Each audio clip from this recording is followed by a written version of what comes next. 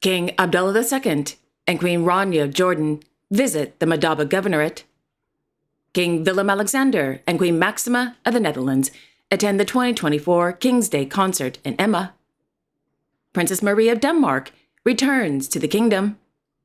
Queen Mary of Denmark inaugurates a new hiking trail on the island of Falstad.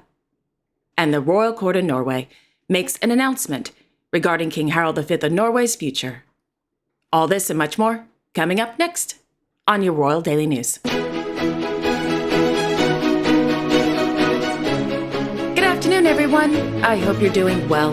My name is Alexandra, and welcome to your Royal Daily News for Monday, April 22nd, 2024.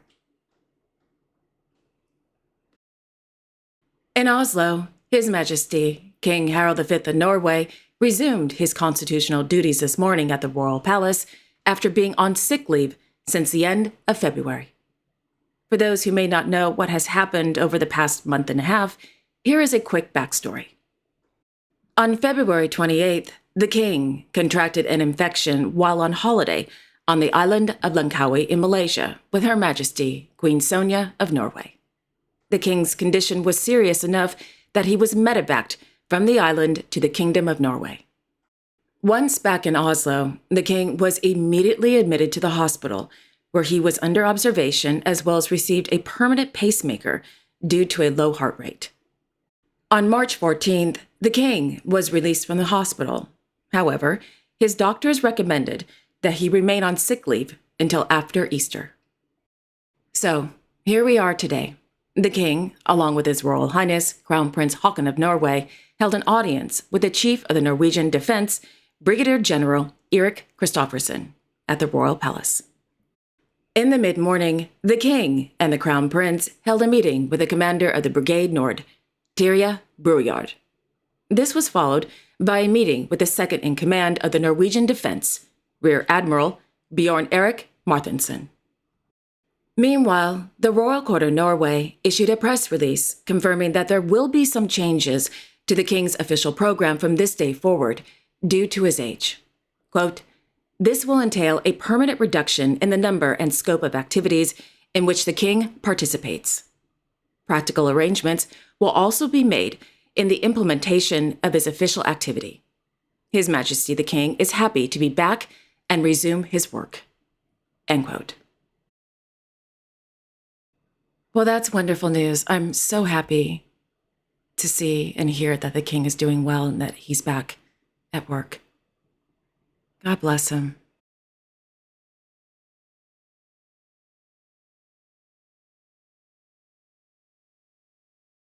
In Stockholm, His Majesty King Carl Gustaf of Sweden presided over the presentation of the 2024 Vega Medal during a ceremony at the Royal Palace. Established in 1880 by the Swedish Society for Anthropology and Geography, the Vega Medal is presented to an individual who has, quote, "promoted geographical research in an excellent way," end quote. The recipient of the 2024 Vega Medal went to Professor Steven Siegel from the Department of Slavic and Eurasian Studies at the University of Texas, Austin. According to the Royal Court of Sweden, Professor Siegel's research has, quote, "mainly focused on cartography in and around Eastern and Central Europe, particularly Ukraine, Poland, Lithuania, and Germany. His research has greatly contributed to our understanding of how cartography as a discipline in science developed in Europe in the 18th and 19th centuries." End quote.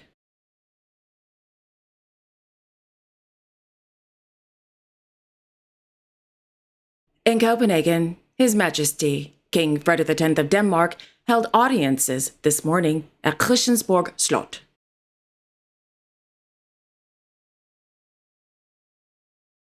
Meanwhile, Her Majesty Queen Mary of Denmark inaugurated a new 5-kilometer hiking trail in the Hanano Forest on the island of Falstad.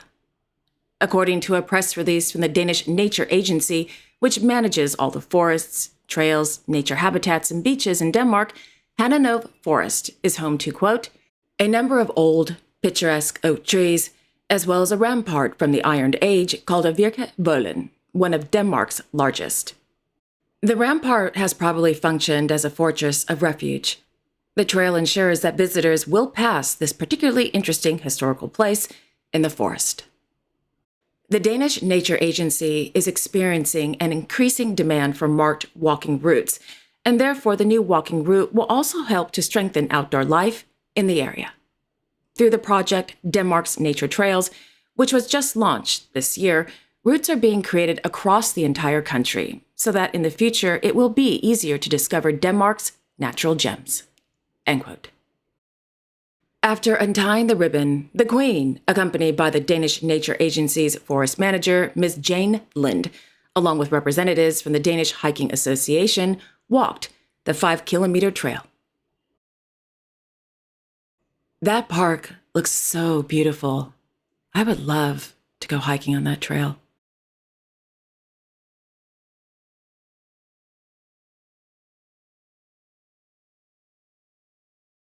In Haitham, Her Royal Highness Princess Marie of Denmark visited the nonprofit organization Food with Heart. Established in 2019, Food with Heart is dedicated to reducing food waste by donating surplus food to needy families and preparing healthy, free meals for families in crisis. The organization also promotes social interaction through monthly communal meals and weekly coffee meetings. The goal is to create, quote, new social relationships and contribute to quality of life and learning through voluntary work, end quote. As a longtime advocate against food waste, the purpose of Princess Marie's visit was to learn more about the Food with Heart's daily activities and how the organization contributes to reducing food waste. During the visit, the lovely princess helped to sort and distribute surplus food. Okay, commentary again. I just have to say, I am so happy to see Princess Marie. I think she's wonderful. I really do. She's a wonderful asset to the Danish royal family, as is Brigadier General Prince Joachim.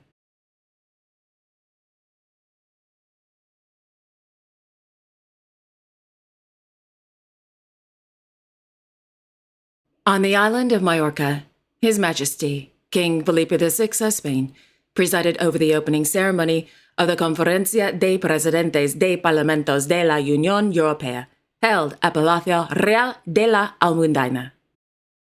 Held annually since 1999, the conference is held in the first half of each year by the, quote, Parliament of the outgoing presidency of the Council of the European Union. In the latest calls, the presidents of the assemblies of the candidate countries have also been incorporated. It constitutes a forum for exchange of opinions, information, and experiences on topics related to the role of parliaments and the organization of parliamentary functions, as well as for the promotion of research activities and common action. End quote.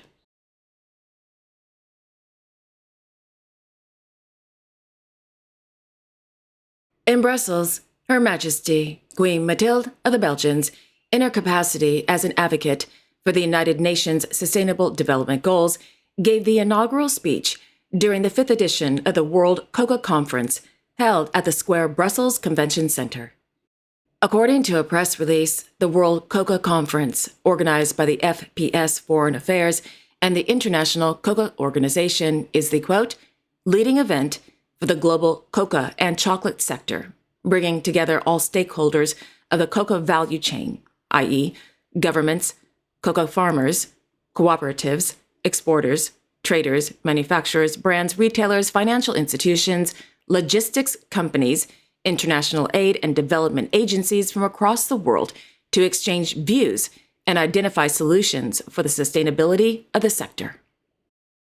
The conference aims to serve as a tool to identify the economic, social, and environmental challenges of the cocoa sector, to assess the efficiency of stakeholders' initiatives to address these issues, and to adapt future strategies.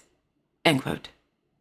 In the afternoon, the Queen visited the WCC Global Village, viewed an exhibition dedicated to cocoa industry, as well as spent time meeting with exhibitors.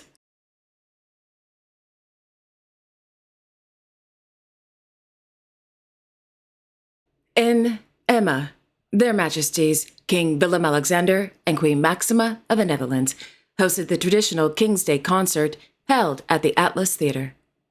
Held under the theme Voices from Borderless Emma, the concert is held for those who have been involved in the organization of the 2024 King's Day celebration in Emma, and in music and music education in Southeast Drenthe, according to RVD.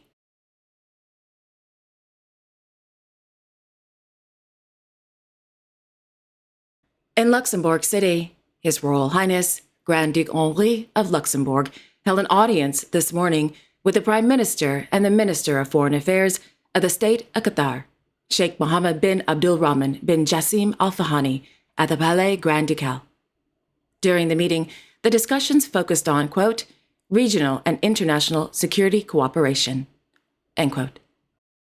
The Prime Minister of Qatar, along with the Minister of Foreign Affairs of the Kingdom of Saudi Arabia, His Royal Highness Prince Faisal bin Farhan bin Abdullah of Saudi Arabia, arrived in Luxembourg on Sunday to participate in a high-level forum on regional security and cooperation between the Gulf Cooperation Council and the European Union. According to the Saudi press agency, the forum is an opportunity to promote dialogue and strengthen coordination on issues related to regional and global stability and security.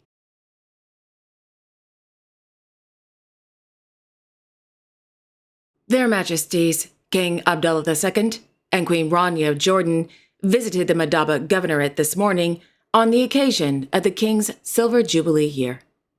The visit began with a tour of the Madaba Visitor Center, which highlights the, quote, historical, geographical, and religious significance of Madaba throughout the ages, end quote. In the afternoon, Their Majesties arrived at Mount Nebo to hold a meeting with leading figures and community leaders from the Madaba Governorate. Upon their arrival, Their Majesties were warmly welcomed by the band of the Madaba Forum for the Revival of Heritage, and a recitation of a poem by Ali al-Maya al-Azeda. According to the Royal Hashemite Court, during the meeting, the king, quote, stressed that Madaba represents a symbol of coexistence and generosity, reflecting an exemplary model of diversity in Jordan. His Majesty the King commended the ongoing development efforts in Madaba across all sectors, especially agriculture, noting that the educational institutions that Madaba boasts, which are a source of pride for all Jordanians. His Majesty said, I am proud to be among my brothers and sisters, the people of dear Madaba on Mount Nebo, which represents the history and civilization of our country. End quote. After the meeting, the King bestowed the Silver Jubilee Medal on individuals and institutions in Madaba in recognition of their contributions to serving Jordan, especially the local community in the governorate.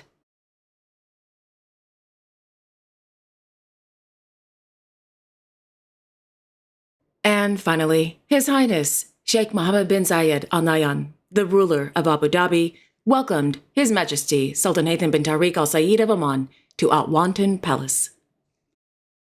The day began with an elaborate welcoming ceremony, which included a procession of riders on Arabian horses and camels, while Emirati folk groups performed in celebration of the Sultan's visit.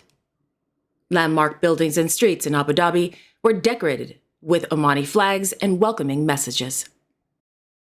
Upon their arrival at Al Wantan Palace, His Highness and the Sultan inspected the Guard of Honor and listened to the national anthems of the UAE and Oman.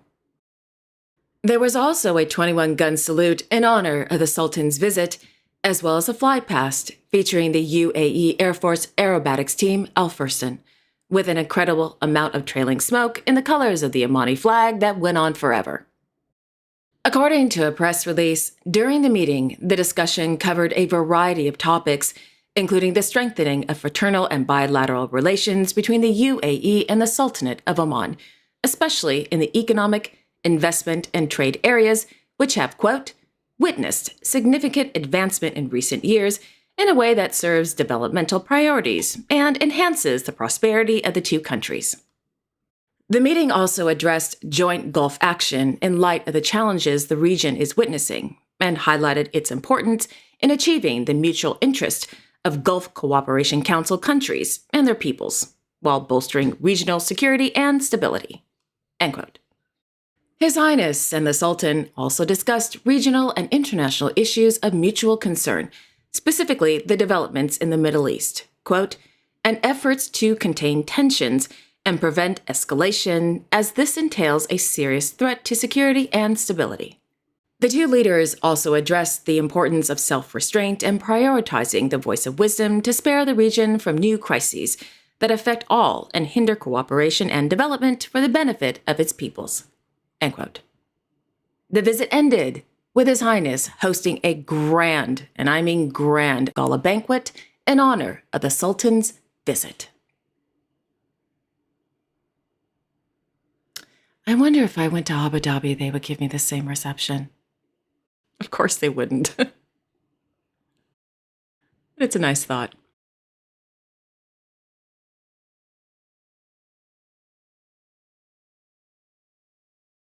And there you have it. Thank you all so much for joining me this afternoon. I really do appreciate it. Thank you. I will be back on Tuesday, April 23rd, with all the latest royal news and events, including the state visit from the Republic of Finland to the Kingdom of Sweden, the Emperor and Empress of Japan hosting the traditional Spring Garden Party in Tokyo, and so much more. So I hope you all will join me on Tuesday. And don't forget to like, share, and subscribe, comment below, and click on the notification bell so you won't miss a new episode. Okay, again, have a wonderful afternoon, everyone, and I will see you all tomorrow. Take care.